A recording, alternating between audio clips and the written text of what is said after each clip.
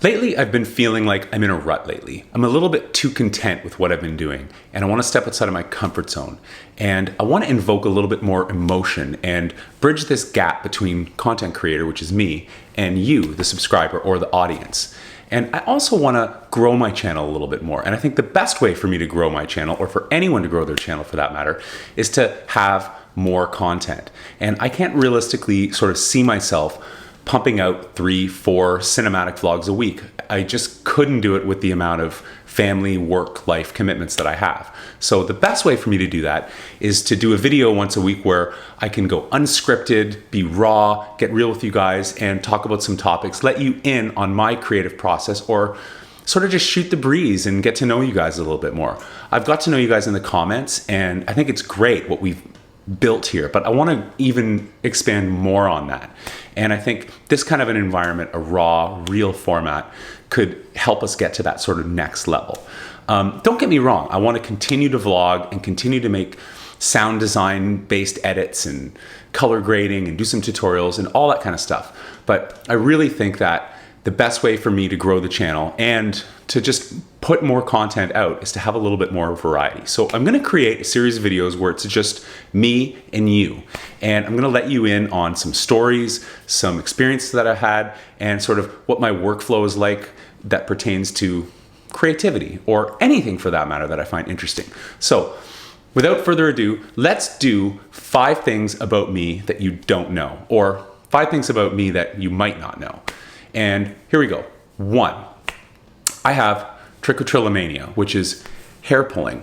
I've been pulling and yanking chunks of my own hair out since I was about 12 years old.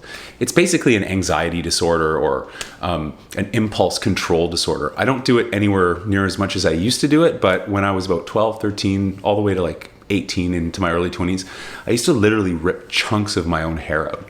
And I don't do it as much, but this is kind of one of the reasons why I keep my hair short. So there's one thing about me you don't know. 2, I have synesthesia, which is basically, some people relate numbers and letters to color. I relate musical notes, as being a musician, I relate musical notes to color. So every time I hear a C, it's white. Every time I hear an E, it's black. Every time I hear an F sharp, it's purple. And every time I hear a B, it's orange.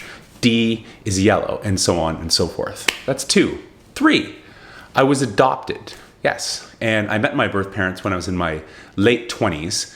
I've always known I was adopted, and my birth parents are, I shouldn't say my birth parents because I really only met my birth mother and her extended family.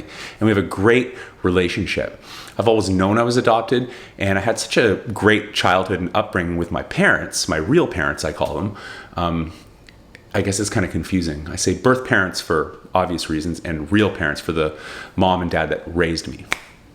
And I'd like to kind of delve into that a little bit more if I could, and make a video about that. I think it could really help some people and give some value to other adoptees looking for their family members, or people who have already found their family members, and offer my experience.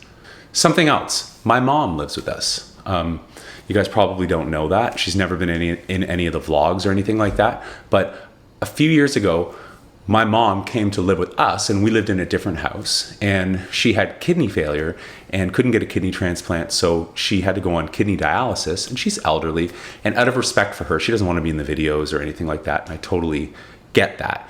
So that's something that you guys don't know. So she came to live with us for a little while.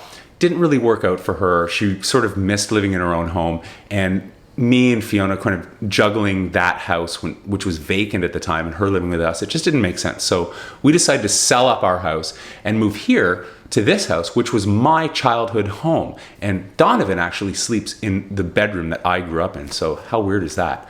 But it's been really good, like it's sort of given my mom a new lease on life. And it's really been good for us too, because we have a sort of a built-in nanny at home, which is just awesome. So it's old school around here. We got that elderly matriarchal figure hanging out, raising our kids. It'd say it takes a village to raise a family, and it truly is a village around here. Sometimes it feels like it's a insane village. Another thing about me that you don't know, I'm vegan. I live a plant-based lifestyle, and I feel great. Fiona's vegan too. Dawson's vegan. Donovan's vegetarian, and we feel great about it. So that's something else that you don't know. I don't know what I'm going to call this series of videos. This is sort of just like an introduction to this kind of vibe that I want to continue and do every week, because I think it's a simple format to be able to produce content and give some value and tell some stories. So I'll leave you with one story. Fiona and I used to live at her parents' house back before we had kids, and we were in a rock and roll band and we were touring back and forth across the country. And we had these two dogs, Brit and Shecky. Now Fiona's parents are Scottish, and they've got these thick Scottish accents and they talk like that, and they're great people. And one day we were eating dinner and we were sitting around the TV having dinner, and we had Brit and Shecky, which are great dogs. And Fiona's dad said to me, he goes, "Dale," and I go, "Yeah." And he said, "Is it true what they say about these dogs? Have they got healing qualities in their saliva?" And I said, "Yeah, I think they do. I think they have healing quality. I've heard that, so could be true."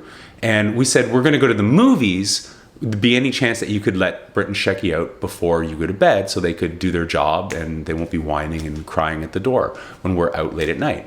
He said, "Oh, no problem, no problem." And he said, "Is it true though that they've got healing qualities in their saliva?" I go, "John, I think so. Yeah, I think that could be true."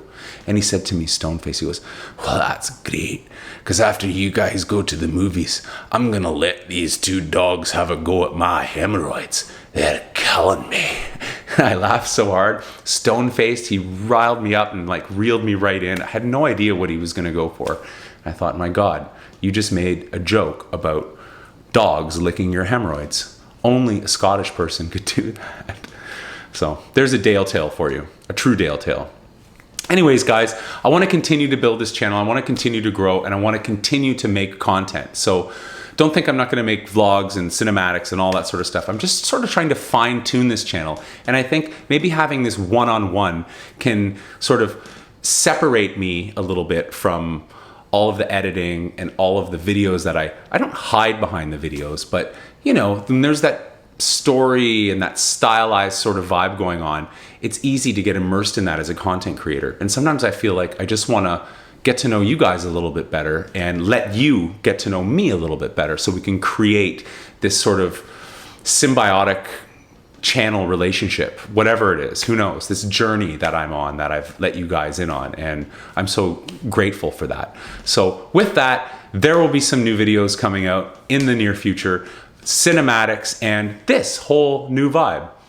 So thanks a lot. I'll see you guys on the next one. Don't forget to subscribe, and peace.